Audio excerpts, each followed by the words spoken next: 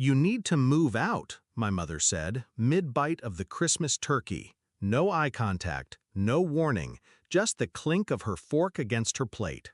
I didn't drop my glass, didn't shout. I just looked at her, then down at my plate. "Really?" I asked. My voice was calm, even. "I pay the rent, the bills, the groceries." She chewed, swallowed, shrugged. "It's still my house." My hand tightened under the table, not in rage, in realization. The next morning, I packed, quietly. I didn't leave a note, didn't slam the door. I just disappeared. By the time she noticed, I had left more than the house. I had taken the oxygen from her world, and she hadn't even noticed it was mine.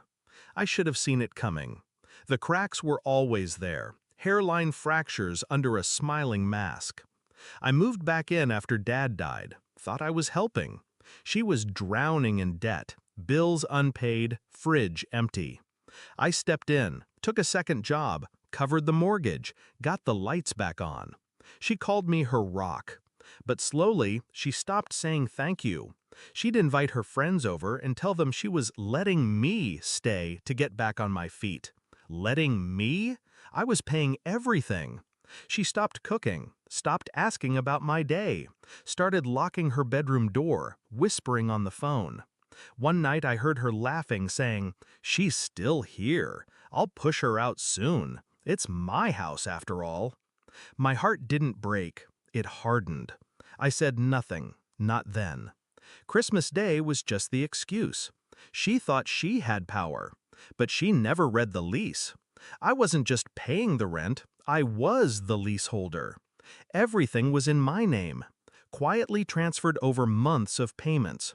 She didn't read the mail, didn't check the emails. I handled it all. Her name wasn't on a single legal document anymore, and I knew exactly what that meant.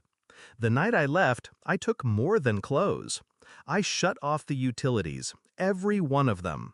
I contacted the landlord, terminated the lease, legally, with 30 days' notice filed a month prior. She hadn't noticed.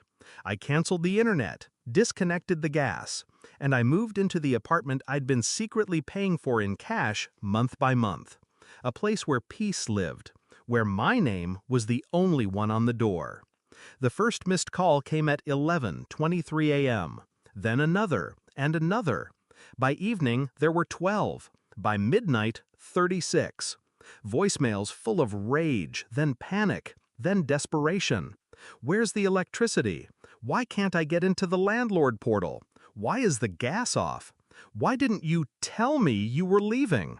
Because I didn't owe her that. 3 days later, she showed up at my work, hair undone, makeup smeared, fury shaking her voice. "You left me to rot." I looked her straight in the eye, cold, steady. "No," I said. "You told me to leave, so I did." She opened her mouth, some combination of threat and plea. I handed her a printout. "Here's the lease termination. You have 1 week to vacate. I gave notice. You just weren't paying attention. You can't do this." I already did. The silence after that was delicious. Until she went public. Facebook rants, crocodile tears. My daughter abandoned me. But I didn't play defense, I played offense. Screenshots, bank statements, messages. I didn't post them, I sent them. To her friends, her church group, the relatives she tried to turn against me. No drama, just evidence. Quiet, cold evidence. I became silent, untouchable, and she became noise. A week later, she was gone, evicted, not by force, but by law. She'd lived in my world, my kindness, my roof, and then spat on it with a mouthful of turkey. The day she left the house, I drove by, not to gloat, just to see. The porch light was off, the driveway empty. A single garbage bag sat by the curb, and I smiled.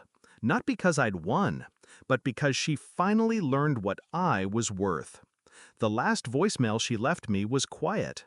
I didn't know what I was doing. I just thought it was my house. It never was. She had lived in a house I built, fed from a table I filled, and on Christmas Day, she tried to strip it all away like I was the parasite. She forgot who paid the price. Now she remembers. I don't return her calls. Some people don't deserve closure. They deserve silence. And silence was the cleanest revenge I ever served.